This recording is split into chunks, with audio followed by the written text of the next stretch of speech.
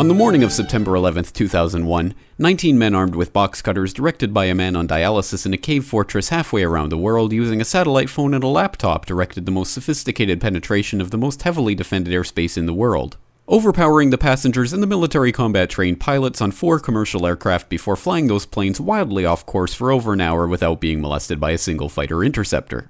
These 19 hijackers, devout religious fundamentalists who like to drink alcohol, snort cocaine, and live with pink-haired strippers, managed to knock down 3 buildings with 2 planes in New York, while in Washington a pilot who couldn't handle a single-engine Cessna was able to fly a 757 in an 8,000-foot descending 270-degree corkscrew turn to come exactly level with the ground, hitting the Pentagon in the Budget Analyst Office where DoD staffers were working on the mystery of the $2.3 trillion that Defense Secretary Donald Rumsfeld had announced missing from the Pentagon's coffers in a press conference the day before, on September 10th, 2001. Luckily, the news anchors knew who did it within minutes. Osama bin Laden. The pundits knew within hours. Osama bin Laden. The administration knew within the day. Terrorists who committed these acts and those who harbored them. And the evidence literally fell into the FBI's lap. That a hijacker's passport was found blocks from the World Trade Center crash site, if you can believe that. But for some reason, a bunch of crazy conspiracy theorists demanded an investigation into the greatest attack on American soil in history.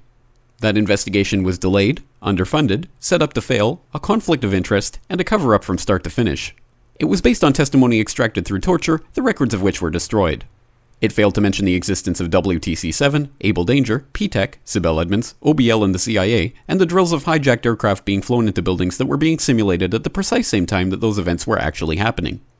It was lied to by the Pentagon, the CIA, the Bush administration, and as for Bush and Cheney, well, no one knows what they told it because they testified in secret, off the record, not under oath, and behind closed doors.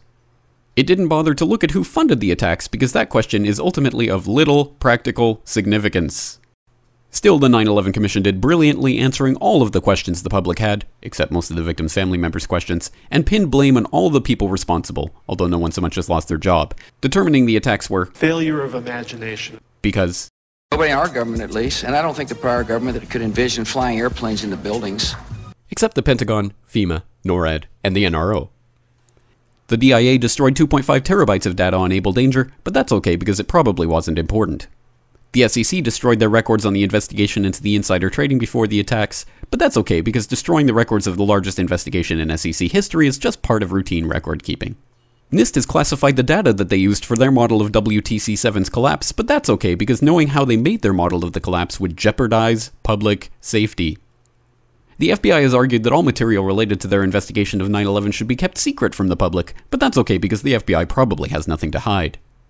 This man never existed, nor is anything he had to say worthy of your attention, and if you say otherwise, you are a paranoid conspiracy theorist and deserve to be shunned by all of humanity.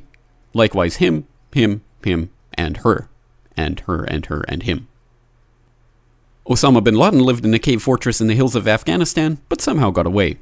Then he was hiding out in Tora Bora, but somehow got away. Then he lived in Abbottabad for years, taunting the most comprehensive intelligence dragnet employing the most sophisticated technology in the history of the world for a decade, releasing video after video with complete impunity and getting younger and younger as he did so, before finally being found in a daring SEAL team raid which wasn't recorded on video, in which he didn't resist or use his wife as a human shield, and in which these crack special forces operatives panicked and killed this unarmed man, supposedly the best source of intelligence about those dastardly terrorists on the entire planet. Then they dumped his body in the ocean before telling anyone about it. Then a couple dozen of that team's members died in a helicopter crash in Afghanistan.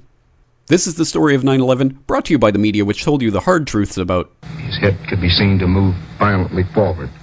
And they took the babies out of the incubators. And mobile production facilities. And the rescue of Jessica Lynch. If you have any questions about this story, you are a batshit paranoid tinfoil dog-abusing baby hater and will be reviled by everyone. If you love your country and or freedom, happiness, rainbows, rock and roll, puppy dogs, apple pie, and your grandma, you will never ever express doubts about any part of this story to anyone. Ever. This has been a public service announcement by the Friends of the FBI, CIA, NSA, DIA, SEC, MSM, White House, NIST, and the 9/11 Commission. Because ignorance is strength.